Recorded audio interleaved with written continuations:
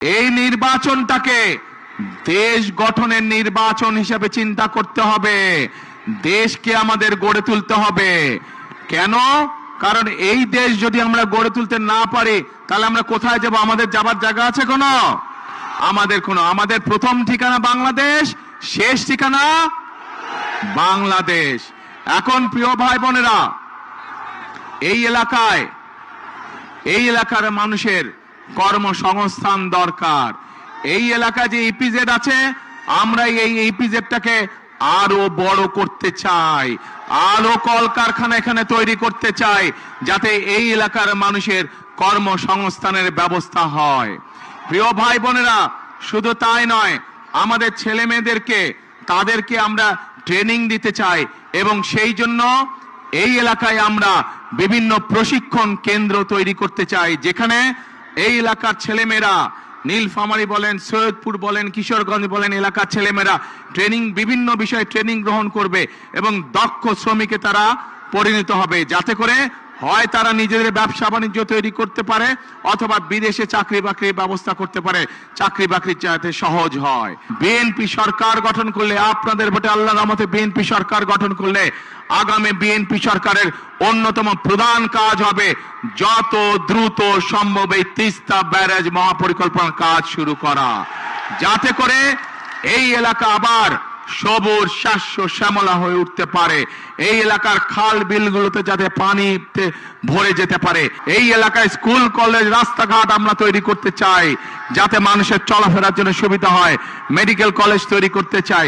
আমরা সৈয়দপুর যে এয়ারপোর্ট আছে, এই এয়ারপোর্টটাকেও আমরা ধীরে ধীরে আন্তর্জাতিক এয়ারপোর্টে রূপান্তরিত করতে চাই।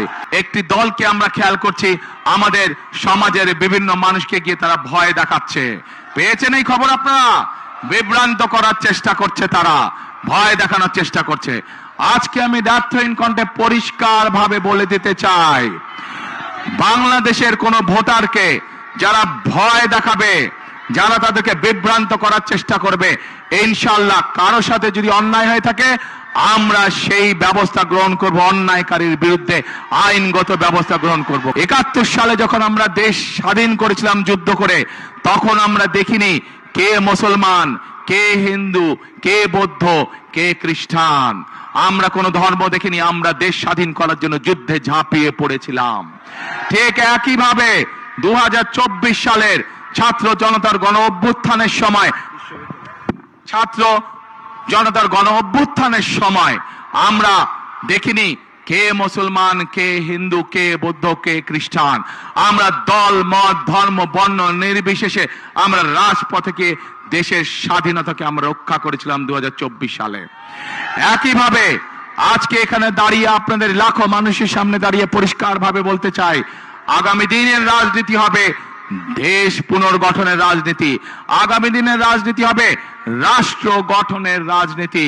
আমরা মুসলমান হই, আমরা হিন্দু হই, আমরা বৌদ্ধ হই, আমরা খ্রিস্টান হই, আমরা সকলকে সাথে নিয়ে আমাদের দেশ গঠন করতে চাই। করব কাজ সবার আগে বাংলাদেশ। প্রিয় ভাই বোনেরা, আসুন ১২ তারিখে আমরা এই দেশ গঠনের কাজ দেই এবং এই দেশ গঠনের জন্য যাদের হাতে আমরা ঝান্ডা তুলে দিয়েছি সেই মানুষগুলো আজ আমার দুই পাশে দাঁড়িয়েছে। আপনারা চিনেন তাদেরকে? এই মানুষগুলোকে আপনারা ১২ তারিখ পর্যন্ত দেখে রাখবেন। ১২ তারিখের পরে এই মানুষগুলোর দায়িত্ব হবে আপনাদের সাথে থাকা, এলাকার উন্নয়ন করা, আপনাদের উন্নয়ন করা, আপনাদের বিপদে আপদে পাশে থাকা। ১২ তারিখে এদেরকে জয়যুক্ত করে আনবেন ইনশাআল্লাহ এবং ১২ তারিখ থেকে পরবর্তী ৫ বছর পর্যন্ত এরা প্রত্যেকটা মানুষ সার্বক্ষণিক জনগণের সেবার কার্যে রত থাকবে ইনশাআল্লাহ। এলো খবরের কাগজ, নিখাত, নির্ভীক, নিরপেক্ষ।